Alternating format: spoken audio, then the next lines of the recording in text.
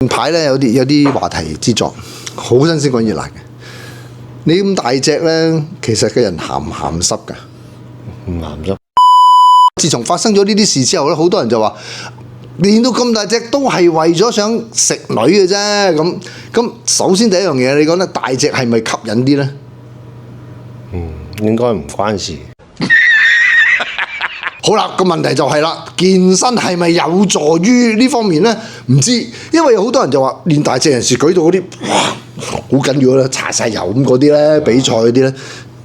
講真，有啲嘢要有啲藥物輔助，啲supplement輔助啊嗰啲咁樣噶嘛，係咪？有啲甚至乎呢，激烈到要有啲針咁樣噶嘛，可能我聽過啦，我又唔係呢一方面嘅人，咁就話嗰啲會影響咗個荷爾蒙。唔係好想嘅喎，變咗影響咗個能力嘅喎。咁有冇聽過呢樣嘢咧？有聽過。係咪真係嘅？會嘅。落緊藥嘅時候會勁啲嘅。落緊藥嘅時候勁啲啊！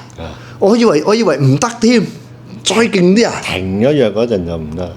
咁即係咁點啊？咁咪即係一路要落，咁好傷嘅喎嗰啲嘢。又唔使嘅。但係啲人會為咗大隻一路追求咁樣一路落藥。咁就變咗一路就勁啲啦。